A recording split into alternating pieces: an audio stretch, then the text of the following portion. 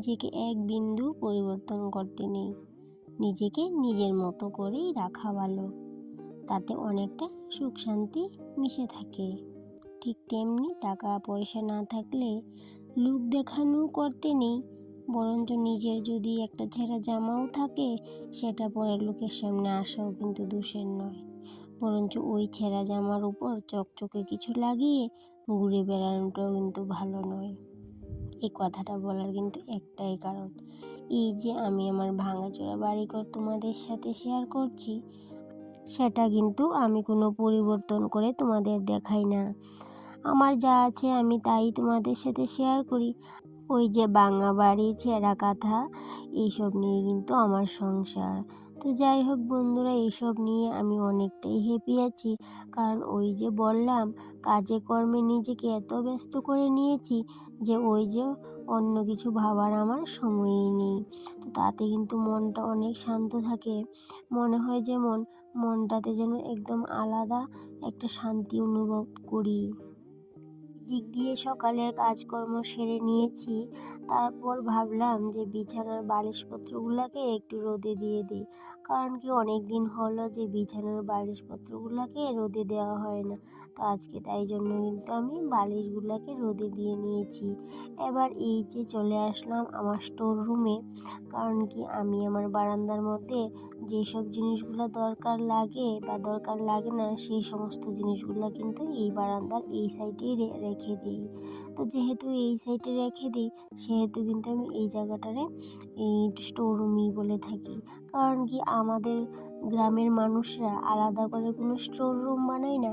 এই যে যা আছে ঘরে, আমরা যেই রুমে থাকি বা যেই রুমে শোবার ঘর বা বারান্দা, এরকম সাইডে কিছু কিছু আমাদের দরকারি জিনিসপত্র যেগুলো ফেলে দিলেও চলবে না, আবার সময় মতো কিন্তু প্রত্যেক দিন কাজেও লাগে না। তাই জন্য কিন্তু ওই জিনিসপত্রগুলোকে ওই যে এক সাইডে রেখে দিই।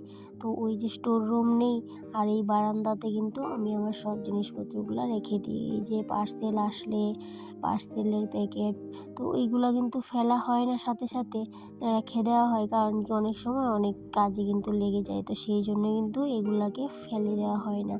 আর যাই হোক, এদিকে অনেক দিন ধরে এরকমভাবে রাখার ফলে দেখো কতটা নোংরা হয়ে গেছে। তো তাই জন্য কিন্তু আজকে ভাবলাম যে একটু পরিষ্কার করে নিই। কারণ কি, কিছুদিন বাদে বাদে কিন্তু আমি আমার স্টোর রুমটা পরিষ্কার করে নিই। তো যেহেতু এটা রুম না, সেহেতু কিন্তু স্টোর রুম বলা উচিত হয় না। কারণ কি, এটা বারান্দা, তো বারান্দার এক সাইডে কিন্তু এরকমভাবে আমি রেখে দিই আমার এই যাবতীয় জিনিসপত্রগুলা। আর এদিকে দেখো, গল্প করতে করতে তোমাদের সাথে আমি আমার পরিচয় দিইনি। আমি রূপা, ত্রিপুরার ধলাই জেলার ছোট্ট একটা গ্রাম থেকে অতি সাধারণ ঘরের অতি সাধারণ একজন গৃহবধূ আমি। আর এইদিকে দেখো, আজকের এই বারান্দাটা পরিষ্কার করার জন্য আমি কি করলাম, আমি আমার হাজব্যান্ডের একটা গেঞ্জি পরে নিয়েছি। কারণ কি, প্রতিনিয়তই কিন্তু এরকম আমি শার্ট গেঞ্জি পরে থাকি হাজব্যান্ডের। ওই যে যদি ঘর দুয়ার পরিষ্কার করি, সেক্ষেত্রে কিন্তু এরকম করে ড্রেসটা পরে থাকি। কারণ কি, এরকম ড্রেস পরলে একটু কমফোর্টেবল ফিল হয়। তো সেহেতু কিন্তু আমি এরকম ড্রেস লাগিয়ে তারপরে কিন্তু কাজকর্ম করি। যদি ক্লিনিং ভিডিও করি বা যে কোনো ক্লিনিং করি ঘরে, তো সেহেতু কিন্তু আমি এইরকম ড্রেস লাগাই। আর এইদিকে সব কিছু পরিষ্কার করে নিয়ে ঝাড়ু দিয়ে তারপর কিন্তু এই যে মগের মধ্যে করে সার্ফ গুলে প্রথমে দিয়ে নিয়েছি। তারপর কিন্তু এই যে একটা শলার ঝাড়ু নিয়ে ভালো করে এইভাবে করে ঘষে ঘষে ময়লাগুলো পরিষ্কার করে নেব। তারপর কিন্তু ভালোভাবে পরিষ্কার হয়ে যাবে। আর যদি এমনিতেই আমি একটা কাপড় দিয়ে পরিষ্কার করি, তাহলে কিন্তু অতটাও পরিষ্কার হবে না। তো তাই জন্য কি করলাম, একটা শলার ঝাড়ু নিয়ে নিলাম। তারপর এই যে সার্ফ গুলে আস্তে আস্তে করে আমি সব দিকে কিন্তু ঘষে ঘষে ঘষে ঘষে পরিষ্কার করে নেব। আর এই যে এই বারান্দাটা সব সময় জিনিসপত্রে ঢাকা থাকে বলে এই ওয়ালের সাইডগুলোও না অনেকটা কিন্তু সাদা সাদা ভাব হয়ে থাকে। তো সেক্ষেত্রে কিন্তু আমি এই জন্য ঘষে ঘষে ঘষে ঘষে পরিষ্কার করলাম। কিন্তু কি হবে, পরে দেখা যাবে কি আবার সাদা হয়ে যাবে। আর এইদিকে দেখো আমি ঘর মোছার জন্য যে একটা ঘর মোছার ডান্ডা আছে ওইটা নিয়ে এসেছিলাম, ভাবলাম ওটা দিয়ে ঘষে পরিষ্কার করে নেব, কিন্তু কি হলো, ওটা দিয়ে কিন্তু পরিষ্কার করা হলো না। তারপর আমি ভাবলাম যে যেহেতু সার্ফ লেগে আছে, সেহেতু ওই সার্ফের মধ্যে এটাকে একটু খোঁচে নিই, তাহলে কি হবে, ওই যে নোংরা লেগে আছে ওইটা পরিষ্কার হয়ে যাবে। তারপর নিয়ে নিলাম একটা পুরান নাইটি আমার, কারণ নাইটিটা যেহেতু বড়, তো নাইটিটা দিয়ে যদি আমি এই সার্ফের ফেনাগুলিকে পরিষ্কার করি তাহলে কিন্তু খুব চটপট করে আমি পরিষ্কার করে নিতে পারবো। সেই জন্য একটা বড় নাইটি নিয়ে নিয়েছি। আর এটা দেখে এই যে আমি কিন্তু চটজলদি করে সব পুরো বারান্দাটা মুছে নিতে পারবো। আর যদি আমি ছোট একটা ঘর মোছার ন্যাকড়া নিতাম তাহলে কিন্তু ওই যে অত তাড়াতাড়ি করে আমি মুছতে পারতাম না, বারান্দাটাকে পরিষ্কার করতে পারতাম না।